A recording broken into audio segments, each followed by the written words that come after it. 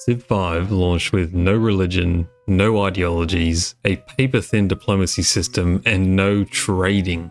That's right, it took 3 years for something as fundamental as caravans and cargo ships to be added to Civ 5, in the second major expansion, Brave New World. Present day, Civ 5 is the beloved firstborn of the modern Civ games, but the drastic and much maligned at the time pivot to hexagons and 1 unit per tile now solidified as a staple of the series ever since. Civ 6 launched and famously had no production queue. In a game that now encouraged the player to go as wide as possible, there was no way to queue up more than one thing at a time in all your cities. The AI could barely figure out how to play the game, and when they did, you'd have to wait a few minutes for them to end their turn. If the game didn't crash, that is. Fast forward and Civ 6 is now far and away the most popular Civ game by an absolute country mile. Currently the 40th most played game on Steam. Not bad for a game that was doomed to destroy the series with its Disney Channel mobile game cartoony graphics, eh? Which brings us to Civ 7, whose launch managed to put both of these games to shame. Who could forget those absolutely stunning continents maps with those sleek, refined coastlines? Ooh yeah. Balance? Forget about it. Just play Maya and gently roll your face across the keyboard for a couple ages and you're good to go. And the UI? Well, I think enough has been said about the UI.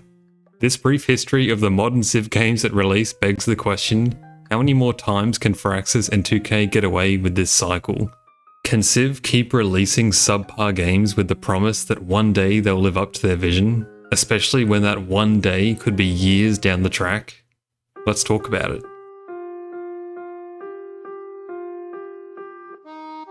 Endless Legend 2 has just recently released, and that game has generally been received very well, currently at a commendable 88% on Steam. And this is a game that has launched with just 5 factions to play as. Extraordinarily unique factions, sure, and they really went all out on the asymmetrical gameplay. And the presentation of this game is top-notch across the board. But man, that game is the definition of early access right now. You think Civ 7 not launching with Hot Seat is bad? Try not launching with any multiplayer functionality whatsoever. But here's the thing, Endless Legend 2 isn't making any illusions about what it is. This is an early access title. The devs have been quite transparent in saying, hey, this game is in a playable state right now, but we've got a long way to go before we would call it complete. You can play it now if you'd like, so you can provide feedback and guide the direction of the game, but by all means, go ahead and wait for the full release. We'll see you there. Would Civ 7 have gotten the same reception if they had acknowledged the game was early access at launch? I'd say so. I think the community would have given the devs a lot more leeway, but not doing so, combined with the hefty price tag and pre-release DLC, certainly didn't do them any favours.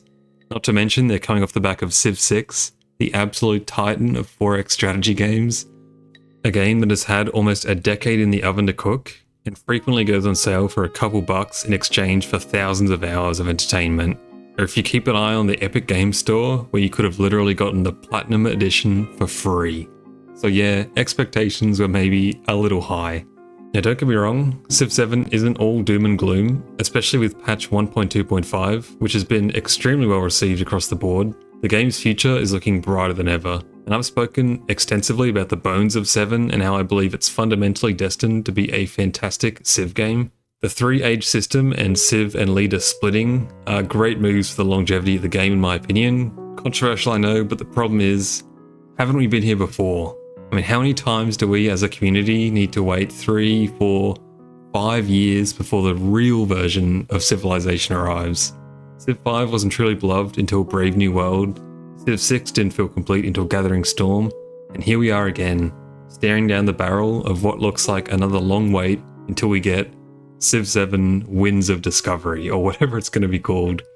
Why is the real game always paywalled behind 2 expansions and a few $100 worth of DLC?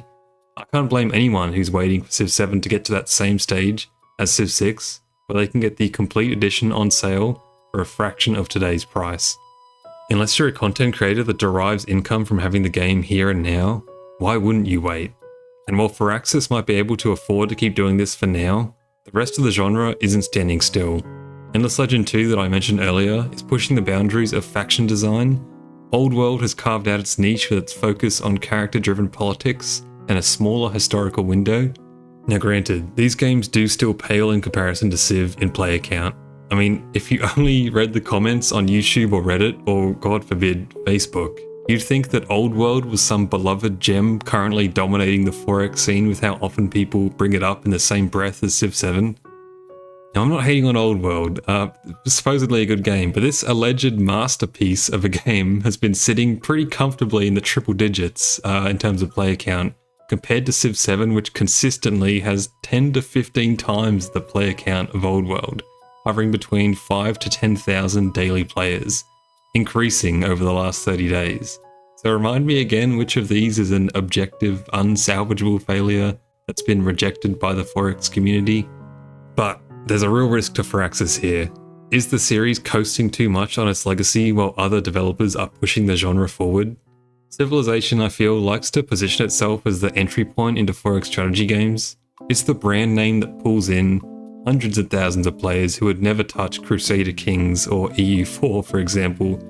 But if people get burned one too many times, if the launch experience just feels too disappointing, those players might start to look elsewhere. Or in this case, people have decided to just stick to Civ 5 and Civ 6, which both offer unique takes on the modern Civ formula, and wait for Civ 7 to come into its own. And this is where I think Civ 7 really differs from 5 and 6. Back then, Firaxis had the luxury of time. The genre wasn't as crowded, and the series itself wasn't as crowded. You could release a pretty rough Civ game, patch it up, drop a couple expansions, and by the end of the cycle it would be crowned as probably one of the greatest strategy games ever made. But in 2025, we have choices. There's no shortage of places for disillusioned Civ 7 hopefuls to go. Now, all that being said, Civ is Civ. There is no other series quite like it. There's a reason I'm sitting here making this video, and why so many people dedicate their lives to posting hate comments under every Civ 7 post that Firaxis makes. If people had really lost all hope for this game, they would just ignore it and move on. But Civ fans aren't moving on. The community desperately wants this game to be better. And if you're one of those "I'm waiting for Civ 8" commenters, my humble request to you would be to keep your critique level-headed. By all means have an opinion, but there are people behind the screens reading these things. It's often their livelihood. So as a community, let's just agree to keep it civil. And one more thing, leave a review. If you're enjoying the game, leave a positive Steam review. And if you're not, give it a thumbs down. The best thing we can do is give Firaxis a clear picture of where the community stands from people who actually bought and played the game. I put over 400 hours into this game and I still hadn't given a review until recently, so go and do that. It takes 2 seconds and you can make it private so your friends don't see that you're secretly enjoying the game. So here's the question, can Civ continue to release games like this? Can Firaxis keep banking on the community's goodwill? The "oh, don't worry, it'll be good eventually" mentality, and a loyal army of modders who are inexplicably able to pump out quality of life features and overhauls within weeks of the game's release? Or is this the moment where the cycle finally breaks? Well, I don't think so. With patch 1.2.5, it feels like the devs are really starting to hit their stride with this game. They're powering through and continuing to polish the game up to the standard it really should have been 7 months ago. So at the very least, they seem to think it's worth saving, and it's fitting really to see Firaxis start a new age for Civ 7 by overbuilding all the rubbish bits that shipped at launch. Civ 7 easily has the potential to go down as another classic once it's fully expanded, but the 4X genre has never been more active, and for the first time in a long time, Civilization actually has some real competition, and that might just be the best thing for all of us. Thank you very much for making it to the end of the video. Don't forget to leave a like or a dislike, leave a comment down below depending on, let me know what you agreed or disagreed with in this video. Subscribe if you want to see more videos like this. But that's all I've got, so I really appreciate it. Cheers everyone, thanks for watching, see you next time.